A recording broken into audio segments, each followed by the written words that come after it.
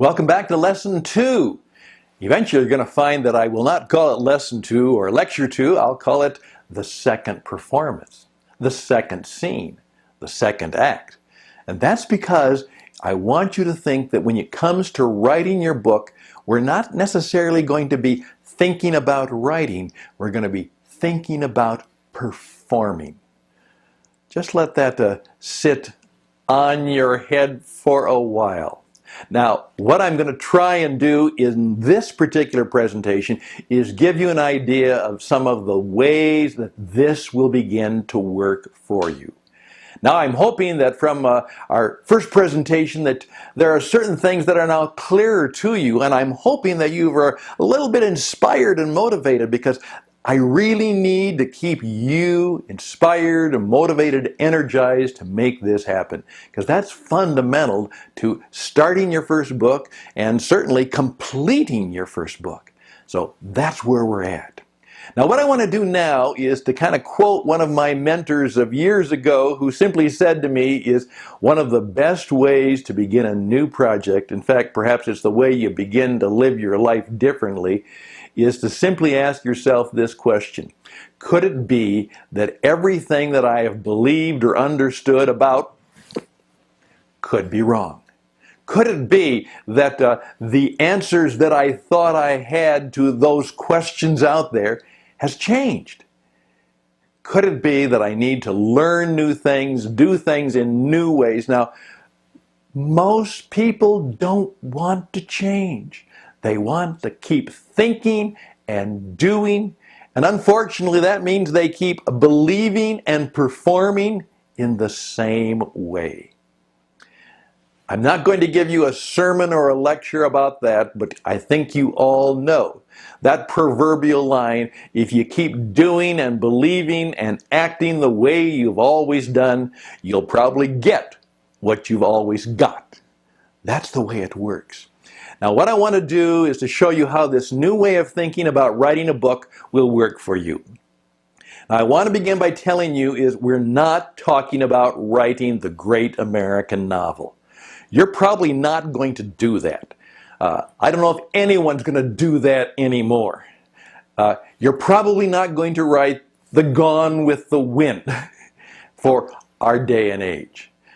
You may be able to write at about the same time the Dale Carnegie book, which was How to Win Friends and Influence People, which became a bestseller. You might be able to do that, but we're not going to write the great American novel. Learning the art of telling an incredible story is almost a long lifetime discipline. And so this is not about those of you who want to write great fiction or poetry or something like this.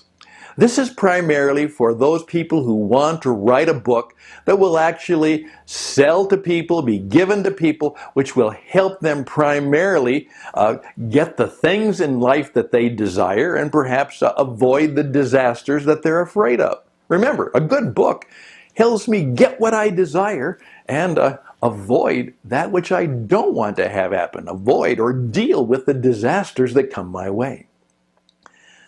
That's the first rule. No novels here. There'll be other people who can help you write that novel. I'm not one of them. Secondly, we're talking about writing a very short book. I mean, really short. Now, why do you think a book has to be 200 or 300 pages? Who made that rule? Why is it still a rule? Do you believe that rule? I remember when I wrote my first book and I submitted it to a publisher, someone called me, and it was kind of a smart aleck, a young editor. She wasn't very kind. She wasn't very nice. And she said, with kind of her nose in the air, at least it sounded that way to me, is, the book is kind of light, isn't it, Stan? I said, light? She said, I think it's only going to come to about 190 pages. And I said, you mean the length of the book is important? Well, yeah. No, that's not true. A book does not have to be 300 pages. It does not have to be 1,000 pages. It does not have to be long at all. And in today's world, it should be very short. And it should be full of energy, and it should be something that I can read in a short time if I need to. So I want you to understand that. Now, I was talking to one of my friends. We were actually coming back from church, and I told him a little bit about my idea of a book, and he said to me, well, that's kind of a baby book. That wouldn't be a real book, would it? I said, what do you mean? He said, well, that's not very long. We had just had a sermon about the book of Genesis. And I simply said this to him. I said, we just studied the book of Genesis in the Hebrew scriptures, and what is true is that book has influenced 3 great major religions. It has influenced philosophy and theology. It's known all over the world as one of the inspirational, motivational, and obviously controversial pieces of literature throughout all of history. He said, granted. And I flipped open my book and said, the book of Genesis is 58 pages. He said, I never thought of that. Yeah, think about that. Don't let anybody come to you and say, well, that's too short to be a book. One of the best books I have read lately was a classic book which has been life-changing, and it came in at 74 pages. And I also read a great book the other day on my Kindle which was 35 pages. Who says it has to be long? No, it has to be short. Now, who said that it has to be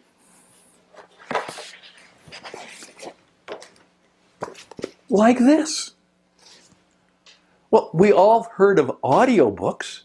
Could you perform or write a book that is only an audiobook?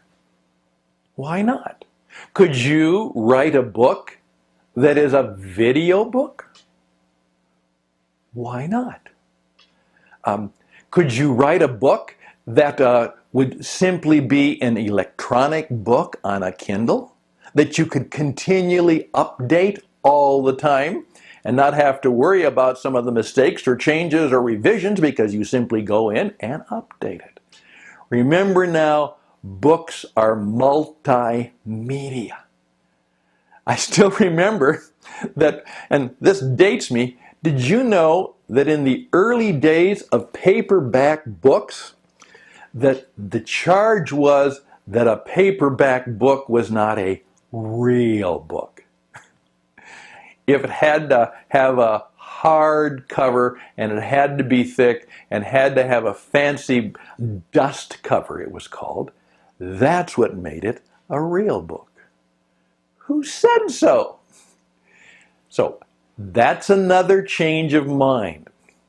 Now, what I also want you to know is this is not necessarily a book to make money. If you think we're going to write this book because we're going to sell hundreds and thousands and make millions of dollars and create a bestseller, that's not the goal here. This is to get you started to writing your first book. Now, I would be delighted if you would actually make money from it, but that is not your goal now. Eventually, it might be that you make money, but the chances are it won't be because people buy your book. It's because of your book they buy you. Now, please keep in mind, the goal in life and business is not just for people to buy your book, it's to buy you. And you might make money from people buying you because of your business card, which is your book. But we are not going to try and make money with this book. We are not going to worry about getting a publisher.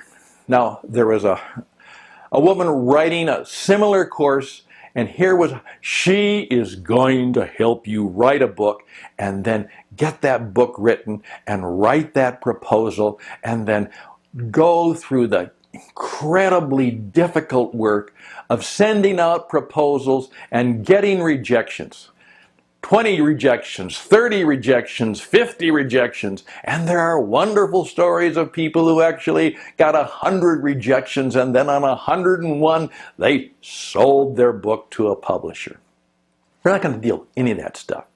If you want to have somebody help you get your book published by a primary New York City publisher, that's not what we're going to do. You're not going to have to try and find a publisher. You're going to pick the publisher. The publisher is you and your company and your business. That's it. The publisher is Amazon. The publisher is iBooks. We're not going to worry about trying to get somebody to approve of our book and cast judgment on it. Not going to do that, okay? Now, the other thing I want you to understand is that books do not become great books today because they are full of facts and figures, and they are not full of truth claims. Many people say, I really would have to do a multitude of research to find all of the information and all the facts and all the figures in order to write a book. Who said so? Who said so? Who made that rule? Well, the people who made that rule are the people who do that rule and live by that rule, and they think you have to live by that rule. No, my friends, a book can be stories, because stories are the only effective means of communication, and what you do is you share wisdom and insight so that people can solve some of the issues that are in their lives.